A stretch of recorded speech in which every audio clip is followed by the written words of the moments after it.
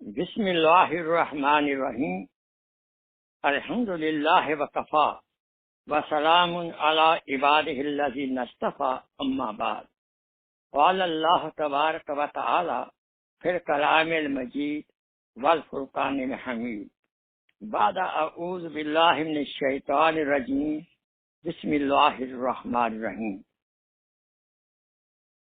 ووصینا الانسان بوالدیہ حملته امه وهنا على وهن ففصاله في عامين ان اشكر لي ولوالديك الي المصير. في مقام آخر قال الله تبارك وتعالى ووصينا الإنسان بوالديه حسنا. صدق اللہ مولانا العظیم وصدق رسولہ النبی الکریم ونحن علی ذلک من الشاہدین والشاکرین والحمد للہ رب العالمین. اللہم صل علی سیدنا محمد وعلی آل سیدنا محمد وبارک وسلم وصلی علیہ. رب اشرح لی صدری ویسر لی امری واحلل عقدۃ من لسانی یفقہوا قولی ربی زدنی علما. آج آپ کے سامنے بہت ہی ضروری ٹاپک عرض کر رہا ہوں. ہم نے پہلے اولاد کی تربیت کے بارے میں، میاں بیوی کے جوڑ کے بارے میں بات کی. آج والدین کے بارے میں بات ہوگی. انشاءاللہ مزید دو بیان بھی ہوں گے. والدین کا کیا مقام ہے اور ان کے حقوق کیا ہیں. آج عرض ہے، جیسے آپ کے سامنے آئے تھے، قرآن مجید پڑھی ہے. سادہ ترجمہ اس کا یہ ہے کہ ہم نے انسان کو اس کے ماں باپ کے متعلق نصیحت کی ہے، جسے اس کی ماں تکلیف پر تکلیف برداشت کر کے اسے پیٹ میں اٹھائے رکھتی ہے، پھر اس کو دودھ پلاتی ہے اور آخر کار 2 برس میں اس کا دودھ چھڑانا ہوتا ہے. اس لیے وہ میرا بھی شکر کرتا رہے اور اپنے ماں باپ کا بھی، کہ ان دونوں کو میری طرف واپس لوٹنا ہے. سورہ لقمان آیت نمبر 14. دوسری آیت مبارکہ کا ترجمہ سادہ یہ ہے کہ ہم نے انسان کو اپنے ماں باپ کے ساتھ نیک سلوک کرنے کا حکم دیا ہے. آئیے سب سے پہلے والدہ صاحبہ کے مقام کے بارے میں عرض کرتا ہوں. حدیث پاک میں آتا ہے، حضرت ابو ہریرہ رضی اللہ تعالیٰ عنہ نے فرمایا کہ ایک شخص حضور اقدس صلی اللہ علیہ وسلم کی خدمت میں حاضر ہوا. دریافت کیا کہ میرے حسن سلوک کا سب سے زیادہ مستحق کون ہے؟ آپ صلی اللہ علیہ وسلم نے فرمایا تمہاری والدہ زیادہ مستحق ہے. سائل نے پھر پوچھا پھر کون؟ آپ نے پھر فرمایا تمہاری والدہ. پھر پوچھا پھر کون؟ آپ نے تیسری مرتبہ بھی فرمایا تمہاری والدہ. اور چوتھی دفعہ آپ نے فرمایا آپ کے والد صاحب. یہ بخاری اور مسلم شریف کی حدیث ہے اور یہ مشکاۃ شریف میں بھی ہے. اس کا ترجمہ میں نے مفہوم عرض کیا ہے. یاد رہے، ماں کے قدموں کے تلے جنت ہے. ماں کی محبت پھول سے زیادہ تر و تازہ خوشبودار ہے. ماں ایک پھول ہے جو دنیا کے کانٹے چبھنے کے باوجود کھلا رہتا ہے اور یہ پھول مسکراتا رہتا ہے. ماں کے بغیر گھر ویران اجاٹ نظر آتا ہے، گھر میں خزاں ہوتی ہے۔ اگر ماں گھر ہو تو گھر میں بہار ہوتی ہے۔ ماں کی گود، ماں کی گوش، ماں کی آغوش پہلی درسگاہ ہے۔ ماں سب سے پہلا اور بڑا استاد ہے۔ ماں زندگی کی تاریک راتوں میں روشنی کا مینار ہے۔ ماں کی نافرمانی کبیرہ گناہ ہے۔ ماں کی بد دعا سے بچیں۔ خدا اور ماں کی بد دعا کے درمیان کوئی پردہ حائل نہیں ہے۔ مصیبت میں سب سے پہلے آپ کو یاد ہوگا کہ ماں ہی یاد آتی ہے۔ انسان کبھی ٹھوکر لگے تو گرتا ہے تو فوراً یہ کہتا ہے ہائے امی۔ بہت کم لوگ کہتے ہائے ابا، ہائے امی ہی کہتے ہیں۔ انسان کو سب سے زیادہ پیار کرنے والی ہستی ماں ہی ہے۔ ماں کا نافرمان جنت میں داخل نہیں ہو سکتا۔ ماں ایک ایسا سدا بہار سایہ دار درخت ہے جس سے زندگی کی تھکن دور ہوتی ہے۔ ماں کی دعا دونوں جہان میں کامیابی کی کنجی ہے۔ ماں کی خوشنودی یعنی اس کو خوش رکھنا دنیا میں باعث عزت ہے۔ دنیا میں عزت نصیب ہوتی ہے اور آخرت میں ماں کی خوشنودی سے، خوشی سے نجات نصیب ہوتی ہے۔ ماں کے بغیر یہ کائنات نامکمل ہے۔ یاد رہے حضرت عقبہ رضی اللہ تعالی عنہ ایک صحابی تھے، وہ بیمار ہو گئے۔ صحابہ کرام اس کی تیمارداری کرنے کے لیے گئے۔ وہ اتنے سخت بیمار ہو گئے، قریب المرگ ہو گئے۔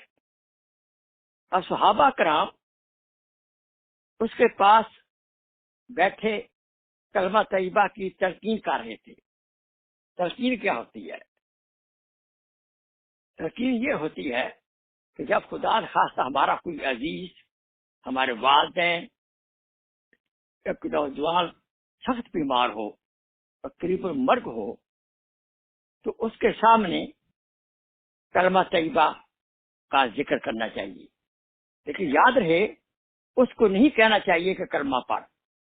خود آپ بیٹھے بیٹھے لا الہ الا اللہ، لا الہ الا اللہ، لا الہ الا اللہ محمد الرسول اللہ، لا الہ الا اللہ، یہ ذکر کرنا شروع کر دیں۔ جب وہ سنے گا وہ اس کو یہ کلمہ یاد آ جائے گا تو وہ مریض جو قریب مرگ ہے وہ بھی پڑھنا شروع کر دے گا۔ کیوں؟ حدیث پاک میں آتا ہے من کان آخر و کلام ہی لا الہ الا اللہ دخل الجنہ، جس کا آخری کلام لا الہ الا اللہ ہوگا وہ جنت میں داخل ہوگا۔ تو صحابہ کرام تلقین فرما رہے تھے، لیکن علقمہ رضی اللہ تعالی عنہ کی زبان سے کلمہ جاری نہیں ہو رہا تھا۔ وہ کوشش فرما رہے تھے لیکن کلمہ جاری نہیں ہو رہا تھا۔ تو ایک صحابی اٹھا وہ فوراً حضور اقدس صلی اللہ علیہ وسلم کی خدمت میں حاضر ہوا.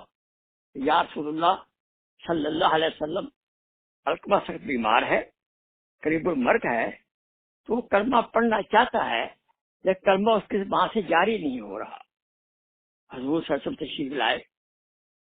حضور اقدس صلی اللہ علیہ وسلم بہت دانا، بصیرت رکھنے والے اور حکیم تھے. تو آپ نے آ کر علقمہ رضی اللہ تعالی عنہ کے سامنے تلقین نہیں فرمائی، نہ اس کو کہا کلمہ پڑھو، نہ وہاں آ کر کوئی دعا کی، بلکہ سیدھا اس کی والدہ صاحبہ کے پاس گئے کہ علقمہ کی اماں، کیا آپ علقمہ رضی اللہ تعالی عنہ سے ناراض ہیں؟ اس نے کہا جی حضور، میں اپنے بیٹے سے ناراض ہوں. حضور نے فرمایا یہی وجہ ہے کہ اس کی زبان پر کلمہ جاری نہیں ہو رہا. والدہ ناراض تھی، صحابی رسول کا کلمہ جاری نہیں ہو رہا. سیکھے سبق غور سے ذرا. حضور نے فرمایا علقمہ کی امی، مفہوم یہ ہے جسے پاک کا معاف فرما دی. اب ماں بھی عجیب، کہا نہیں میں معاف نہیں کروں گی. عجیب، پتہ نہیں علقمہ رضی اللہ تعالیٰ سے کیا غلطی ہو گئی تھی کہ ماں ناراض تھی. حضور اکرم صلی اللہ علیہ وسلم سے صحابہ کو حکم دیا جائیے لکڑیاں لائیے، آگ جلائیے. تو میں اپنے ہاتھوں علقمہ رضی اللہ تعالیٰ عنہ کو جب فوت ہو جائے گا تو اس کو جلا دوں گا، تاکہ دنیا کی آگ کی نسبت آخر کی آگ سخت ہے، اس کو جلا دوں گا یہاں میں. جب ماں نے دیکھا اور صحابہ کرام اٹھے اور چلنا شروع کیا تو ماں ماں ہوتی ہے، ماں ماں ہی ہوتی ہے، ماں کا دل ہی ہوتا ہے. جیسے دیکھا ہے صحابہ تب چل پڑے ہیں اور ساتھ کوئی مصدوق حضرت محمد صلی اللہ علیہ وسلم یہ تذکر گزریں گے. یا رسول اللہ، صحابہ کو روکیے، میں اپنے بیٹے علقمہ کو اللہ کے لیے معاف کرتی ہوں. تو جب ماں نے یہ کہا کہ میں اپنے بیٹے علقمہ کو معاف کر دیا، تو علقمہ رضی اللہ عنہ کے زبان مبارک سے کلمہ جاری ہو گیا اور لا الہ الا اللہ محمد صلی اللہ علیہ وسلم پڑھ کر وہ اللہ کے پیارے ہو گئے اور جان سپرد آخری کر دی. آئیے اس واقعہ سے، اس حدیث پاک کے واقعہ سے ہمیں ماں کا مقام پتہ چلتا ہے کہ ماں کی ناراضگی صحابی رسول کا کلمہ سٹاپ کر سکتی ہے. لہذا میں آپ سے ہوم ورک دیتا ہوں، آئیے ہم اپنی زندگی کا جائزہ لیں. کیا ہماری ماں ہم سے خوش ہے؟ کبھی ہم نے ناراض تو نہیں کیا. لہذا عرض یہ ہے کہ کوشش فرمائیں کہ ہر جمعہ کی شام کو یا سوموار کی شام کو ایک دن مقرر فرما لیں، اپنی والدہ صاحبہ کی خدمت میں حاضر ہوں اور اماں سے دریافت کریں، کیا امی جان آپ مجھ سے دل سے خوش ہیں؟ اور اگر کوئی کمی بیشی ہے تو حکم فرمائیں، میں آپ کو 100% خوش کرنے کی کوشش کرتا رہوں گا. یہ میں ہوم ورک اپنے آپ کو بھی دے رہا ہوں اور آپ کو بھی دے رہا ہوں. اگر خدا خاصا والدین رخصت ہو چکے ہیں اور ماں ناراض گئی تھی، اس کے بارے میں میں عرض کروں گا کہ اس کے حق میں صدقہ خیرات کریں، ان کی طرف سے حج کریں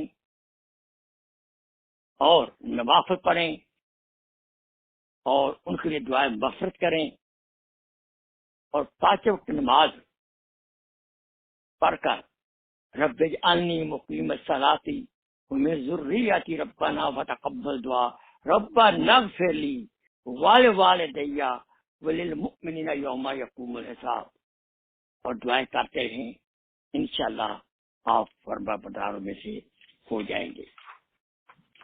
آئیے اب والدہ صاحبہ کا تو ہم نے مقام پہچان لیا، اب والد صاحب ان کا بھی مقام ہے، کیونکہ آیت پاک والدین کا نام لیتی ہے کہ والد صاحب کا بھی مقام ہے۔ یہ نہیں کہ صرف ماں کا ہی مقام ہے۔ بعض لوگ اس حدیث پاک سے کہ ماں کے قدموں نیچے جنت ہے تو پھر وہ صرف ماں کا ہی خیال کرتے ہیں، باپ کا خیال نہیں کرتے۔ آئیے باپ کے بارے میں بھی کچھ سن لیں۔ یہ درست ہے کہ ماں کے قدموں تلے جنت ہے، یعنی کیا؟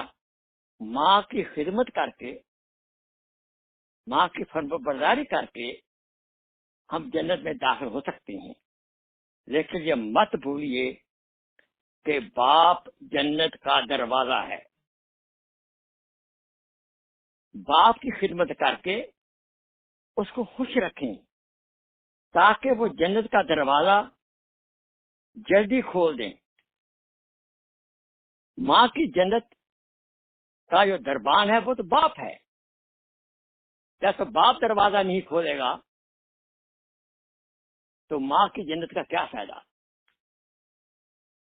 تو بات یہ ہے کہ ہمیں والد صاحب کی بھی خدمت کر کے، اطاعت کر کے خوش رکھنا چاہیے۔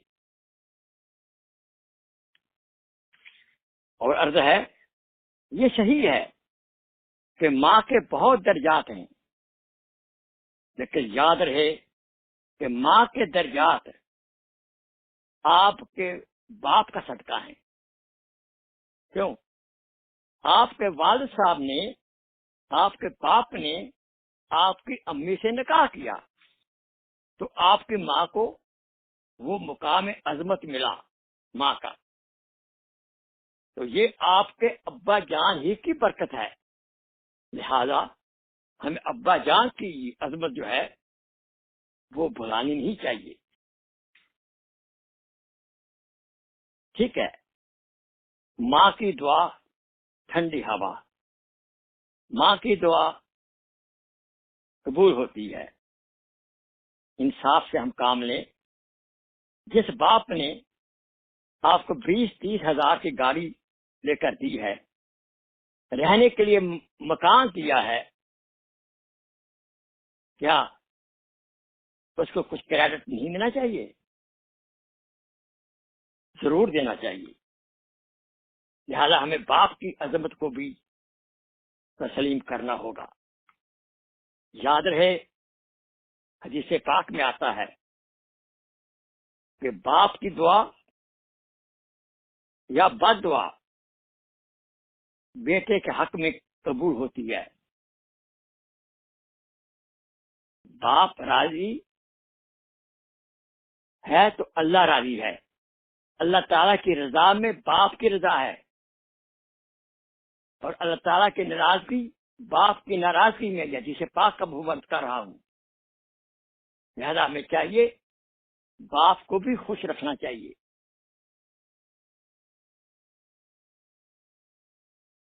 دیکھیں، آپ تاریخ سائنس میں جائیں، دنیا کا کوئی بچہ ایسا نہیں گزرا جو کہ باپ کو فالو کر کے گمراہ ہوا ہو، لیکن نوح علیہ السلام کی بیوی کی وجہ سے ان کا بیٹا گمراہ ہوا، ماں بھی ڈوبی، غرق ہوئی، اور بیٹا بھی غرق ہوا، کیونکہ ماں پہلی درس گاہ ہے۔ ماں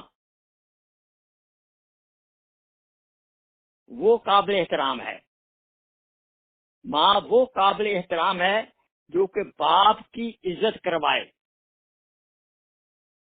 باپ کی شان بتائے،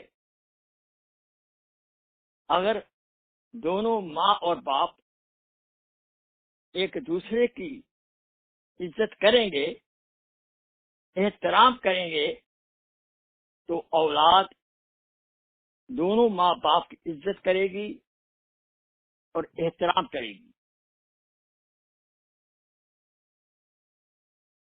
آئیے اپنی زندگی کا جائزہ ہم لیں کہ کیا ہمارا باپ ہم سے خوش ہے؟ ہمیں ہر جمعہ کی شام کو اپنے والد صاحب کی خدمت میں حاضر ہونا چاہیے اور حاضر ہو کر پوچھیں، ابا جان آپ مجھ سے کیا 100% خوش ہیں؟ اگر کچھ کمی ہے تو حکم فرمائیں، میں وہ کمی پوری کرنے کی پوری کوشش کروں گا۔ لہذا ہوم ورک یہ ہے کہ ہمیں والدین کو ہمیشہ 24 گھنٹے ہر منٹ ہر سیکنڈ انہیں خوش رکھنا چاہیے۔ کیوں؟ زندگی کا بھروسہ نہیں ہے، نہ ماں باپ کی زندگی کا بھروسہ ہے، اور بالخصوص جو بوڑھے والدین ہوں وہ تو شہری کا چراغ ہے، کبھی بھی بجھ جائے گا۔ اور سچ بتاؤں، آج کل تو جوانوں کی زندگی کا کیا حال ہے، جوان بھی جا رہے ہیں۔ ابھی پچھلے ہفتے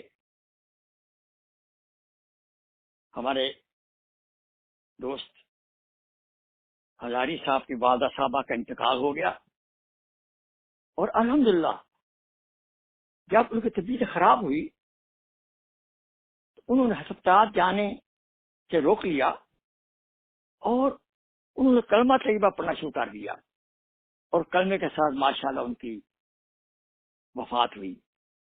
اللہ تعالیٰ سے دعا ہے ان کو جنت الفردوس عطا فرمائے۔ اور پچھلے ہفتے ہی ایک نوجوان کو ہارٹ اٹیک ہوا، ہسپتال لے گئے، سرجری ہوئی، کچھ ٹھیک ہو گئے، اور 5 بچوں کو یتیم کر کے وہ چلے گئے۔ تو یہ دن میں ہر روز ہمارے سامنے مثالیں ملتی ہیں، تو ہمیں چاہیے کہ والدین کے حقوق کا خیال رکھیں اور ہمیشہ ان کی خوشنودی حاصل کرنے کی کوشش کریں۔ اب آج ایک اور عمل آخر میں آپ کو